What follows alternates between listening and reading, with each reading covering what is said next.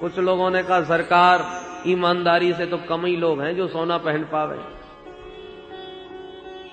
कुछ और संशोधन कीजिए। तो महाराज गोस्वामी तुलसीदास जी महाराज ने रामायण में एक संकेत दे दिया। बोले संसार की कोई वस्तु है ही नहीं जिसमें दोष न हो। जड़ चेतन गुण दोष में विश्व कीन करता है। भोजन करते हैं तो अन्न में दोष, वस्त्र पहनते हैं तो वस्त्र में दोष, हर वस्तु सदोष है। परंतु जो वस्तु भगवान को निवेदित कर दी जाए वो निर्दोष हो जाती है। अन्न में दोष है पर ठाकुर जी का भोग लग जाए तो वो प्रसाद बन जाता है, फिर अन्न नहीं रह जाता, सारा दोष उसका दूर हो जाता है। इसलिए जो भी वस्तु संसार की ग्रहण करो उसे भगवान को समर्पित करके, भोजन करना है तो भोग लगा के, वस्त्र पहनना है तो ठाकुर जी को पहना के, ऐसे ही अलंकार पहनना है, होगा स्वर्ण में दोष पर पहले ठाकुर जी को पहना दो और ठाकुर जी का अलंकार प्रसाद बना करके आप धारण कर लो, उसमें फिर साक्षात प्रभु का ही वास होगा।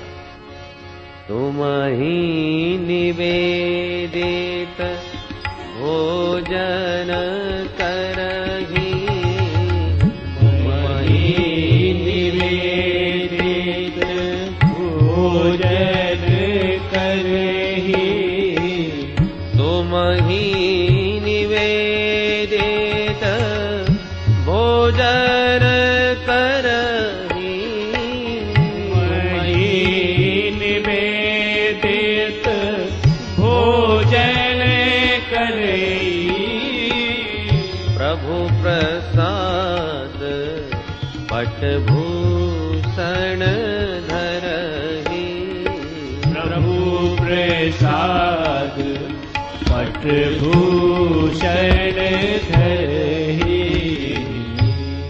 भगवान का ही प्रसाद बना के वस्तु को ग्रहण करो, वह वस्तु निर्दोष हो जाती है। परंतु एक दिन महाराज परीक्षित स्वर्ण मंडित मुकुट धारण किए हुए शिकार खेलने के लिए निकल पड़े। दिग्भ्रमित हो गए, भूख प्यास से पीड़ित होकर समीक महाराज की कुटिया में पहुंच गए। अरे महाराज जी, भाई आश्रम में कोई है? और कहीं से कोई प्रत्युत्तर नहीं। क्या कोई भी नहीं? कुटिया के भीतर जाकर के देखा महाराज परीक्षित ने तो समीक मुनि समाधिस्थ बैठे हुए थे। राजा को भ्रम हो गया, मृषा समाधि आहोस्पिक, इसकी ये झूठी समाधि है, ये मेरा शब्द सुन रहा है पर आंख बंद करके इसलिए बैठ गया है ताकि राजा की सेवा के चक्कर में कौन पड़े, अपने आप चिल्ला के चला जाएगा। अरे राजा ईश्वर का अंश होता है, देखता हूं असली है कि नकली। एक मरा हुआ सर्प दिखाई पड़ा तो धनुष कोटि से उठा करके महात्मा के गले में लपेट दिया। परमात्मा असली, समाधि भी असली, कोई भी उन पर अंतर नहीं पड़ा। महाराज परीक्षित तो चले गए। संत को समझने में भूल हो जाए तो परिणाम बहुत भयानक होता है। कहीं असली को नकली समझ बैठे तो खतरा ही खतरा, और कहीं नकली को असली समझ बैठे तो भी बहुत खतरा। रामायण में प्रताप भानु की कथा सुनी होगी। एक पाखंडी महात्मा के चक्कर में पड़ के राजा प्रताप भानु का सर्वनाश हो गया। कितना भयंकर परिणाम हुआ एक पाखंडी पर विश्वास करके। और भागवत में एक असली संत को नकली समझ बैठने की गलती कर बैठे परीक्षित, मरा सर्प डाल दिया, चले गए। ये दृश्य एक बालक ने देखा और दौड़ करके समीक महाराज के पुत्र को सूचित किया, जो कौशिकी नदी के तट पर खेल रहा था। जहां पूरा समाचार सुनाया वह ऋषिकुमार क्रोध में भर गया। मेरे पिता का समाधि अवस्था में अपमान किया राजा ने। आंखें अंगारे बरसाने लगी उस बालक की। तुरंत जल में प्रविष्ट हो गया नदी में, और कौशिक्याप उपस्पृश्य वाग वज्रम विससर्ज। कौशिकी नदी का जल अपने हाथ में लेकर के भयंकर शाप दे डाला महाराज परीक्षित को। इति लंघित मर्यादम तक्षकः सप्तमेघनी दक्षति स्म कुलांगारम नोदितो में तदद्रोहम। ए कुलांगार, तुम्हारे पूर्वजों ने सर्वदा संतों की चरण रज अपने मस्तिष्क पर धारण करी और तूने संतों का अपमान किया। जा, मेरा शाप है, आज से सप्तम दिवस तूने सर्प के द्वारा मेरा पिता का अपमान किया है तो सर्प का ही तुझे ग्रास बनना पड़ेगा, सर्प दंश से तेरी मृत्यु होगी। ऐसा कह के जल छोड़ दिया और दौड़ा दौड़ा वह बालक अपने पिताश्री के सन्मुख आया। गले में मरा हुआ सर्प देखा, मुक्त कंठो रुरोदह। इतना क्रोध उस बालक को कि अपमान की आग में जलता हुआ रोने लगा। जब मुक्त कंठ रोया जोड़ जोड़ से तो समाधि खुल गई समीक मुनि की। नेत्र खोल के देखा, गले में मरा सर्प दिखा, उतार के फेंक दिया, पुत्र को गोद में ले लिया। बेटा क्या हुआ, तू इतना क्यों रो रहा है? कंठावरुद्ध होने से बालक को कुछ भी नहीं बता सका, पर अन्य जो बालक थे उन्होंने पूरा वृत्तांत बतला दिया। सारा समाचार सुनते ही जहां ये शब्द कान में पड़ा कि मेरे पुत्र ने 7वें दिन मरने का शाप भी दे दिया, अत्यंत खिन्न मना हो गए। अरे बेटा, तूने यह कितना बड़ा अनर्थ कर दिया। जिस महाभागवत की रक्षा करने के लिए हमारे प्यारे प्रभु मां के गर्भ में गए और उत्तरा के गर्भ में जाकर के उस बालक की रक्षा किए, उस परम वैष्णव परम भागवत उस परीक्षित को तुमने इतना बड़ा शाप दे दिया 7वें दिन मरने का।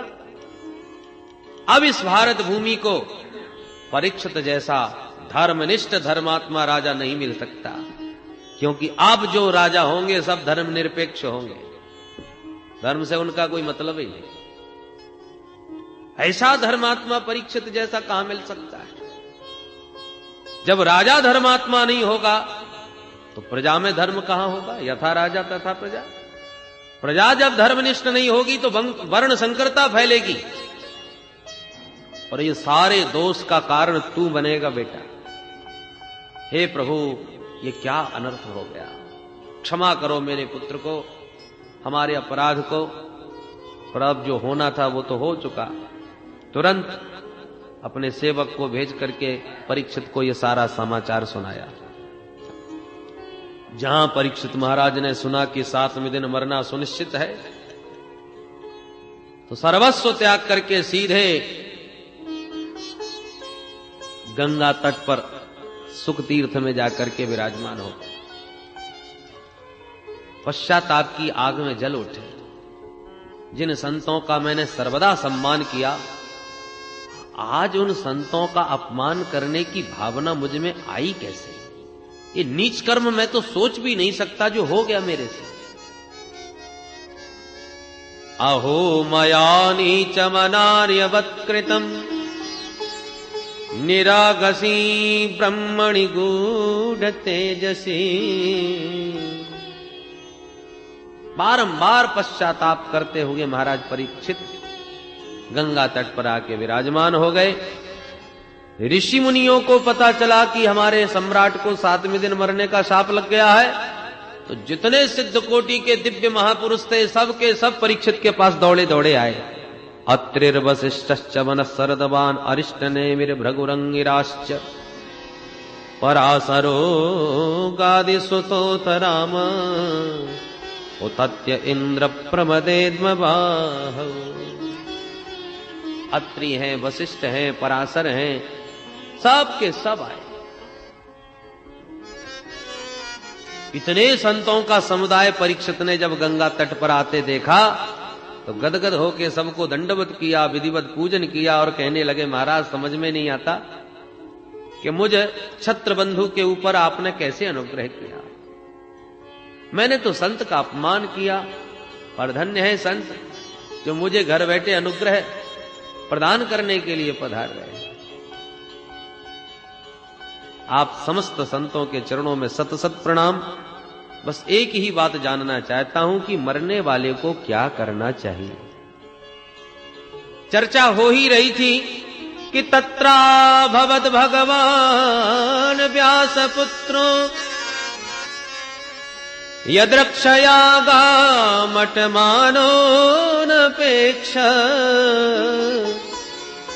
अलक्षलिंगो निजलावतुष्टो व्रतश्च बालैरवधूतवेशः।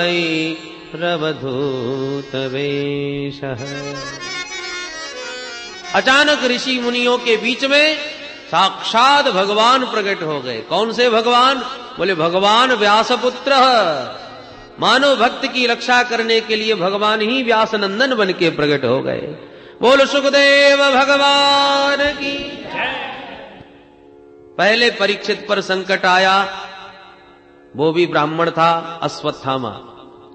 उसने छोड़ा ब्रह्मास्त्र का बाण, तो उस अस्त्र से बचाने के लिए भगवान भी गत आत्म चक्र अपने चक्र को लेकर के दौड़े और परीक्षित की रक्षा कर लिए।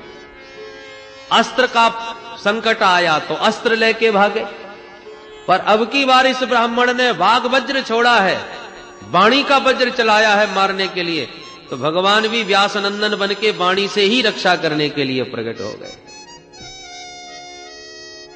इसलिए केवल व्यासनंदन सुखदेव नहीं, अपितु तत्रा भवद भगवान व्यासपुत्र, मानो भगवान ही व्यासपुत्र के रूप में पधारे, स्वेच्छा से भ्रमण करते हुए जा रहे हैं। अलक्षलिंग स्त्री पुरुष भेद रहित, ऐसे परमहंसाचार्य श्री सुखदेव जी जिन्हें इतना भी ज्ञान नहीं कि स्त्री और पुरुष किसे कहते हैं। उनकी दृष्टि में तो सब में वही एक सत्ता। निज लाभ तुष्ट, निजानंद में परिपूर्ण है। इनका तो परमानंद इनके भीतर ही विराजमान है। निजाभ्याम श्री राधा कृष्णाभ्याम तयोः दर्शन एव लाभ तेसाम संतुष्ट। उनके तो हृदय कमल में ही प्रिया प्रीतम का नित्य निवास है, नित्य विहार है। उसी में सर्वदा रमण करते रहते हैं, रमते रहते हैं। बहिरंग दृष्टि इनकी होती ही नहीं, दुनिया वालों पर दृष्टि इनकी जाती नहीं। ऐसे परमहंस शिरोमणि है श्री सुखदेव जी। व्रतश्च बालैरवधूतवेशः, 16 वर्ष की उम्र में भी नग्नावस्था में घूम रहे हैं। दिगंबरम वक्त विकीर्ण केशम, केस खुले हुए हैं, दिगंबर स्वरूप है। प्रलंब बाहुम, बड़े बड़े विशाल भुजाएं हैं। दिव्य आभा मुख कमल पर चमक रही है। उस मुख कांति को देख करके कई सुंदरियां इनके पीछे लग जाती हैं, और कई गांव के बच्चे हाथ धो करके इनके पीछे पड़ जाते हैं। ताली बजा के नंगा बाबा आ गया, नंगा बाबा आ गया, तमाम बच्चों की भीड़ पीछे लग जाती है। पर सुखदेव जी पर कोई फर्क नहीं। कौन अनुराग पूर्ण निहार रहा है तो कौन हमारा उपहास उड़ा रहा है, सुखदेव जी दोनों में बराबर। ऐसे श्याम विग्रह स्वरूप सुखदेव जी का दर्शन किया तो जितने सिद्ध कोटि के संत गंगा तट पर बैठे थे सब के सब उठ के खड़े हो गए। बोलो सुखदेव भगवान की। परीक्षित आश्चर्यचकित हो गए। 16 वर्ष का ये बालक आया और ये 10-10 हजार वर्ष की दीर्घ आयु वाले महात्मा, सफेद दाढ़ी वाले, सबके सब स्वागत कर रहे हैं खड़े होकर। इसका मतलब बालक साधारण नहीं है, कोई विभूति है। परीक्षित ने तुरंत खड़े होकर के सुखदेव जी को साष्टांग दंडवत किया। सविष्णुरातोथ आगताय तस्मै सपर्याम शिरसा जहार, ततो निवृत्ता यबुदा स्त्रियोर्भका, महासने सोपविवेश पूजिता, महासने सोपविवेश पूजिता। महाराज परीक्षित ने खड़े होकर के दंडवत किया, आसन दिया, षोडशोपचार पूजन किया। जब महाराज परीक्षित को पूजन करते हुए उन बालकों ने और स्त्रियों ने देखा जो बाबा के पीछे पड़े हुए थे, घबराए गए। राम राम, जिसको पागल बाबा समझ के पीछा कर रहे थे, ये तो कोई सिद्ध बाबा निकल पड़ा। अरे सम्राट इसको साष्टांग दंडवत करके पूजा कर रहे हैं, कहीं महाराज ने हमको देख लिया तो लेने के देने पड़ जाएंगे। सब भाग गए बालक, डर के मारे स्त्री बालक सब पलायन कर गए। ततो निवृत्ता यबुदा स्त्रियोर्भका, परीक्षित महाराज ने विधिवत पूजन किया और कहा, भगवान आज मैं धन्य हो गया, मेरे जैसे छत्र बंधु के ऊपर आपने अनुग्रह किया, सहज पधार करके दर्शन दिया। अरे आप जैसे तो संतों का कोई स्मरण भर कर ले तो पाप मुक्त हो जाए, और स्मरण के साथ साथ कहीं आप जैसे संतों का दर्शन मिल जाए फिर तो कहना ही क्या, और दर्शन के साथ साथ कहीं आपके चरणों का चरणोदक मिल जाए फिर तो पूछना क्या, और चरणोदक के साथ साथ कहीं आपके वचनों की गंगा में गोता लगाने को मिल जाए तब तो फिर पाप का लेश भी शेष नहीं रह सकता, अंश मात्र भी पाप है टिक नहीं सकता। ये साम संस्मरणात् पुंसाम सद्यः शुध्यन्ति वैगृहा किं पुनर्दर्शन स्पर्श पाद शौचासनादिभिः। मैं धन्य हो गया महाराज, केवल एक ही बात जानना चाहता हूं, क्योंकि आप योगियों के भी परम गुरु हैं, अतः आपसे पूछना चाहता हूं कि म्रियमाणस्य किम कर्तव्यम, मरण धर्मा इस प्राणी का क्या कर्तव्य है, वो कृपा करके बताइए। जीवन में क्या श्रवणीय है, क्या स्मरणीय है, कौन भजनीय है, जीव का कर्तव्य क्या है और अकर्तव्य क्या है, इसको जरा विस्तार पूर्वक मुझे समझाइए। सुखदेव जी बोले, बैठने की देर नहीं हुई और तुमने आते ही प्रश्नों की झड़ी लगा दी। अरे कोई आवे तो पहले उसको प्रेम से शांति पूर्वक बैठने तो दो। परीक्षित महाराज कहते हैं, आप जैसे महापुरुष ज्यादा देर तक बैठते ही कहां है, गोदोहन काल से ज्यादा टिकते नहीं। इसलिए मैंने तुरंत प्रश्न किया है कि अब आपको इन प्रश्नों का समाधान दे के ही यहां से खड़ा होना होगा। सुखदेव जी परीक्षित के इन प्रश्नों पर विमुग्ध हो गए, गदगद होकर के बोले, वरीयाने सते प्रश्न क्रतो लोकहितो नृप आत्मवित सम्मतः पुंसा श्रोतव्य देशो यः परः। देखिए, जो चीज खाई होगी उसी की डकार आएगी, जो भीतर भरी होगी। मूली खा के आए हैं तो मूली की डकार अपने आप बताई देगी कि तो मूली खाए बैठे हैं। प्याज लहसुन खा के आए हो तो उसकी दुर्गंध अलग समझ में आ जाएगी। भीतर क्या भरा है वैसी ही गंध आएगी, वैसी ही डकार आएगी।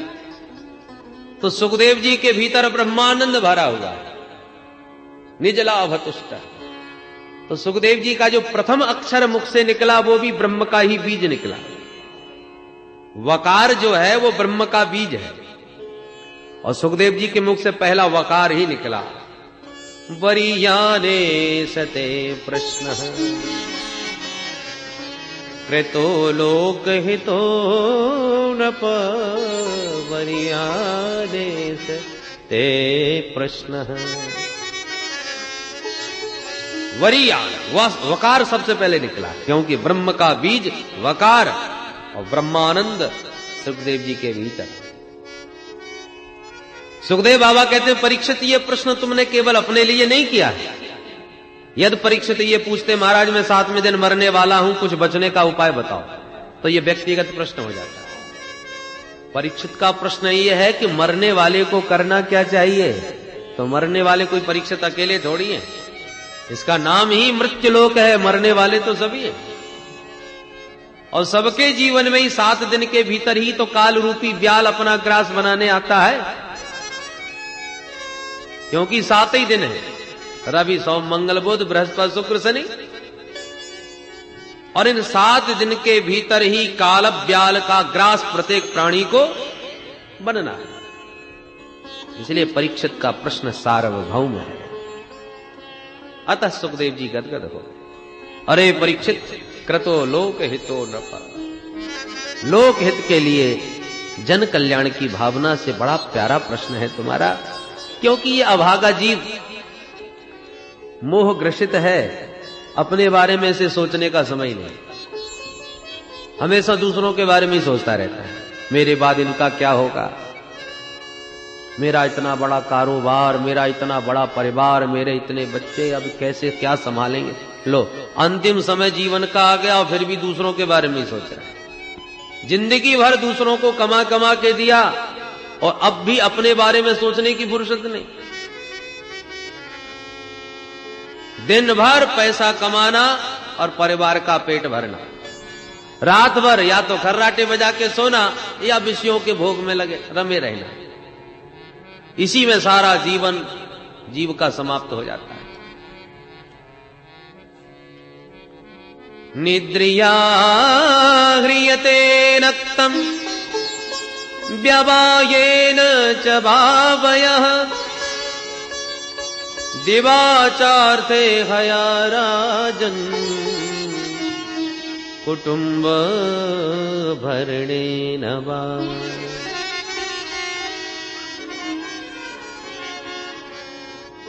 इसलिए परीक्षित,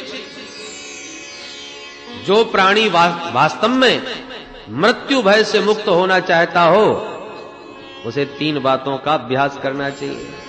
क्या? तस्माद् भारत सर्वात्मा भगवान हरिनीश्वर श्रोतव्यः कीर्तितव्यश्च स्मर्तव्यच्चेच्छता भयम्। मृत्यु से जो अभय चाहता हो वो माधव की शरण में आ जाए। माधव की शरण में आए बिना मृत्यु से कोई बच नहीं सकता।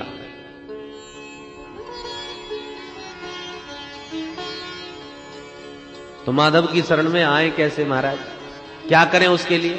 बोले श्रोतव्य, सबसे पहले उनकी महिमा को सुनना प्रारंभ कर दो।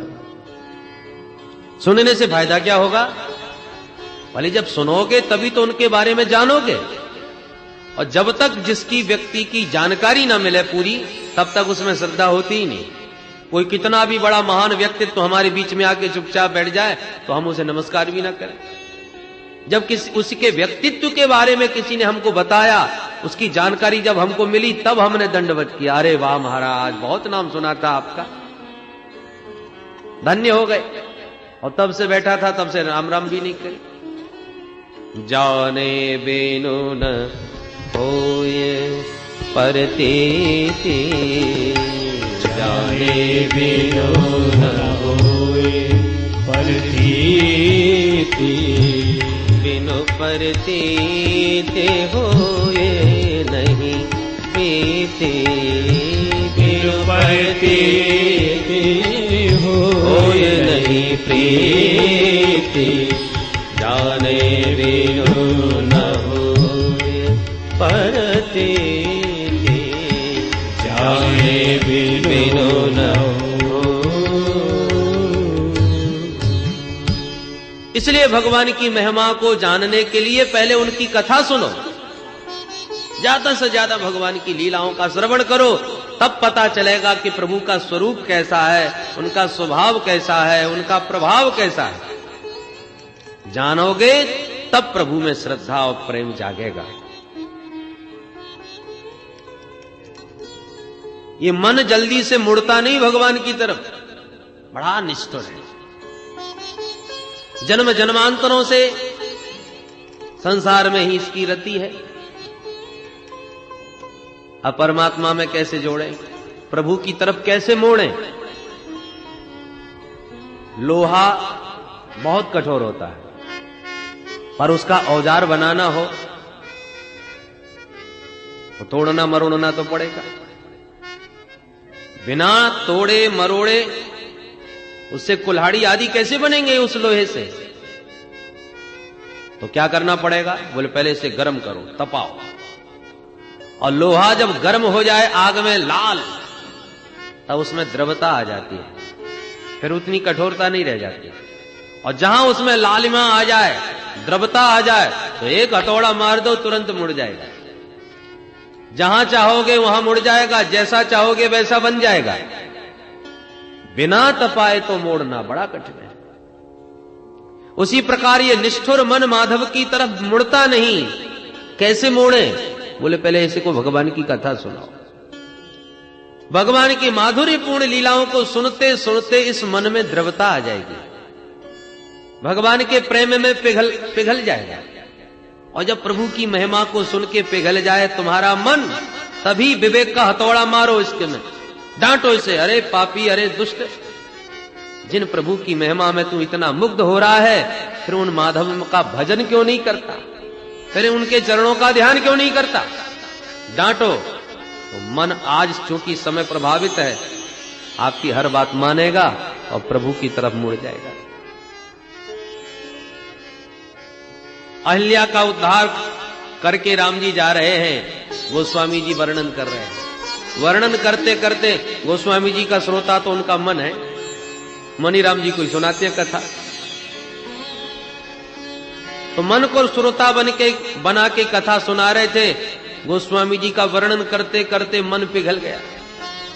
राम जी इतने कृपालु, इतने दयालु, जो बेचारी पाषाण प्रतिमा बनी पड़ी थी वन में, खग मृग जीव जंतु तह नाही, अरे जीव जंतुओं ने भी त्याग दिया था, मानवों की तो बात क्या, कोई नहीं देखता था, न कोई उधर जाता था।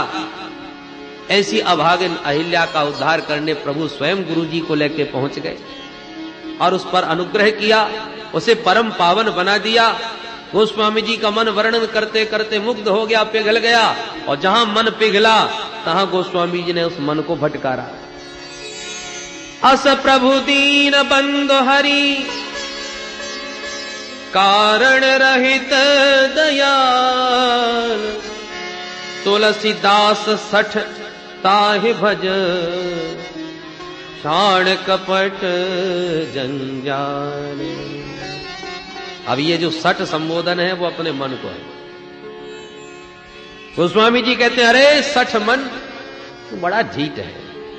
एक तरफ तो प्रभु की महिमा सुन सुन के आज इतना पुलकित हो रहा है, और जब भजन करने का नंबर आवे तो भाग जाता है इधर से उधर। इसलिए तुलसीदास सठ ताहि भज, छाण कपट जंजाल, ये दुनिया के जंजाल को छोड़ और ऐसे प्यारे प्रभु के जिनकी महिमा से तू पुलकित है उनका भजन कर।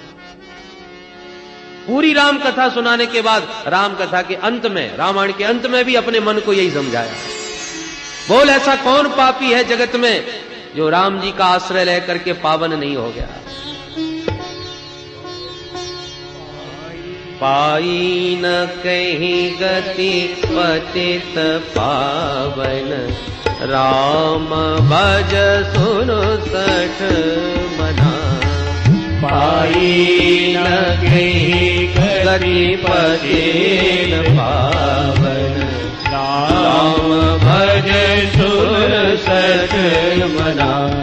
मेरे राम भज सुन सठ मना, प्रभु राम भज सुन सठ मना पाई। गोस्वामी जी ने पूरी राम कथा सुना के अपने मन को समझाया। सुन सठ मना, कितना डांटते हैं, अरे मेरे सठ मन दुष्ट ढीठ, ध्यान से सुन। पाई न कहीं गति पतित पावन राम भज, ऐसे पतित पावन प्रभु श्री राम जिनका आश्रय लेकर के किस पापी का उद्धार नहीं हो गया, किसको परम गति प्राप्त नहीं हुई, ऐसे राम जी का भजन कर। तो देखिए इस समय लोहा गर्म है, पिघला हुआ है, हथौड़ा मारो मुड़ जाएगा। उसी प्रकार श्रोतव्य, भगवान की महिमा को खूब सुनाओ। सुन सुन के मन जब प्रभावित होने लगे प्रभु की महिमा से, तभी हथौड़ा मारो विवेक का, डांटो, समझाओ अपने मन को। तो चूंकि समय पिघला हुआ है, प्रभु की महिमा से प्रभावित है, तो तुरंत आपकी बात मानेगा और ये भजन में समर्पित होगा। जबरदस्ती इस मन को प्रभु की तरफ मोड़ना बड़ा मुश्किल है, क्योंकि ये बड़ा निष्ठुर है, बड़ा ही कठोर है। जय सिया राम, जय जय सिया राम, जय सिया राम जय जय सिया राम जय सिया राम जय जय सिया राम जय सिया राम जय जय सिया राम जय सिया राम जय जय सिया राम जय सिया राम जय जय सिया राम जय सिया राम जय जय सिया राम जय सिया राम जय जय सिया राम जय सिया राम जय जय सिया राम जय सिया राम जय जय सिया राम जय सिया राम